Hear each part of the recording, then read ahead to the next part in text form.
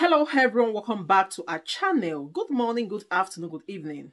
I greet you all according to your time and locations you'll be watching this video. Yes, my dear viewers, I am back again with another update. So guys, I have a video here I would like we all to watch. But before then, if you're meeting my channel for the very first time, you're highly welcome. Please kindly do well to like, share, and subscribe. Leave your thoughts on the comment section. Let us know what you think about this video, and I will see you towards the end.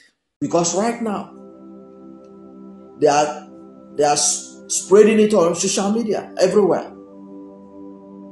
That article didn't achieve anything. That the University of Chicago has authenticated Tinubu's result. The solution to this is that Atiku Abubakar and his legal team had better call a world press conference to reveal to the world what they have found out, their analysis of what they have found out. Even before they go and present it to the records that shows his gender and other vital information, but to release only his certificate. Does that not shows you that there was something about gender that he didn't want the world to see? But to obfuscate that, the cable comes up with a story that Tinubu was addressed as a minister in what looked like an admission letter. He also tipped male in the undergraduate admission. So what they want to do is to cover the fact that much of the document was about a female.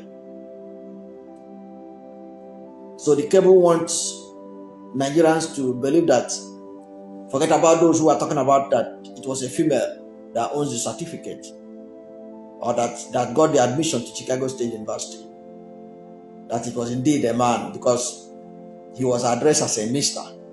Because ask yourself, why is that relevant to the story? That he was a mister.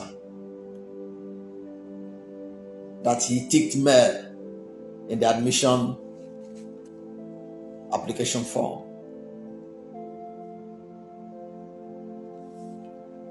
And then he went ahead to say, however, some transcripts circulating on the internet read F, suggesting female. Then he went on to say that the samples of diploma issued in 1979 released by Chicago State University bear the same font and logo of what Tinubu submitted to the INEC. Is that really the case? Is that really the case? He said that there was discrepancy in the dates. It claimed that Chicago State University had in its affidavit, taking responsibility for the discrepancy, blaming it on its clerical error. Is that really the case? Chicago State University, we know, had during the proceeding, represented by their lawyer Michael Hayes, when Judge Gilbert asked him if the administrators of Chicago State University can swear under oath that the certificate that Tinubu tendered to INEC, submitted to INEC, emanated from them. They said they would not swear under oath. So what happened? That they have now sworn under oath that the certificate emanated from them. In any case, the way they were trying to give the impression of that they are in a celebratory mood because Atiku's action, Atiku's documents Atiku got won't add any value. Why did they make such spirited effort to block this document from being seen? As far as I can see, what they are doing is damage control. What they are doing is damage control, because the document that had been released were no different from the documents that David Hundiyin had earlier gotten and did a lot of investigative reporting. And David Houdin himself has, in his reaction to the latest documents that was handed over to Atiku Abubakar, confirmed that the document that was given to that Tinubu submitted compared to what was given to Atiku Abubakar is fake. That's what he's alleging. Now, where did they get the impression that Chicago State University has now authenticated the certificate? And they are sharing something they claim came from Michael Hayes. Michael Hayes is not the one to sue. He's just a lawyer. Judge Gilbert, in his directive, said that only administrators of the University of Chicago State University, can swear an oath. It's not Michael Hayes. Michael Hayes is their lawyer. He can't swear an oath on behalf of the administrators about the authenticity of documents or certificates from the university. But already ran on mockery. Bayo and Anoga, that's what they are sharing. Saying that Michael Hayes had sworn an affidavit that authenticated the certificate. The same certificate Michael Hayes said that they cannot authenticate. So who are they trying to deceive? But I think the solution to this is that Atiku Abubakar and his legal team had better call a world press conference to reveal to the world what they have found out, their analysis of what they have found out, even before they go and present it to the court, because this is important. That is how it used to start. Before you know it, the Supreme Court will use what these people are writing, what Onanoga and Reno Mokri are writing now on social media, and read it as part of their judgment. So that is very important that's the only way to contain this propaganda machinery they have activated right now. On a serious note, if they think that they will just keep quiet and say, okay, let them just go to court and present this thing, they will lose the battle at the level of public opinion.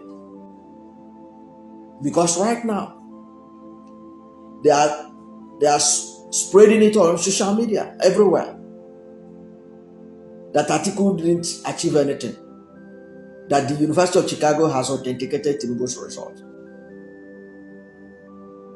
How did they authenticate it? A result that they say they cannot authenticate, because we're talking about the result that was submitted to the INEC. They say they can't authenticate it. On what ground did they authenticate it? Because they say they can't authenticate it. Even when they were asked by Judge Gilbert, they said they can't authenticate it. They can't authenticate it. What they authenticated and agreed was that Tinubu was their student, but they said they can't authenticate the results. All of a sudden now, what we are seeing in information in the media that the university was able to find a replica of Tinubu's results that was the same thing with what was submitted to INEC. That the only difference was just the dates. So Atiku has to take it serious. That was how, on the issue of 25% in the Federal Capital Territory, Abuja, go and look at how the Presidential Election Petition Court described it. It was no different from what all these people were writing. All this Bayo Nanoga, all these people, what they were writing, what the written address, final written address of President Tinubu's legatee, it was no different from what, it was just perhaps a change in some lines, but it was a literary, their interpretation, that was what they gave. They disregarded the Supreme Court ruling of 2008 on the matter. So if Atiku Abubakar does not quickly address a world press conference, he may lose the public opinion that is on his side on this matter.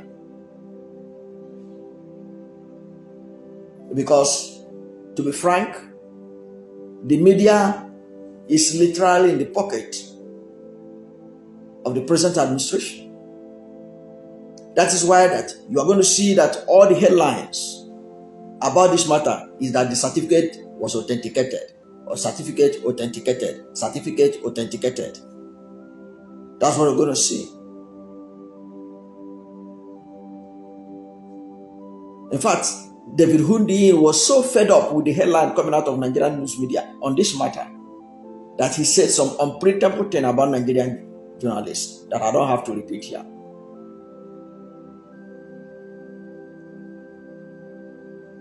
But the fact remains that the documents that Atiku got was to prove a case that Tinubu allegedly submitted forged certificate to INEC. The essence of Atiku going to court, going to Chicago, is not for anything else, is to get a replica of the certificate that was given to Tinubu and to compare it with what was submitted to the INEC. That is the game changer.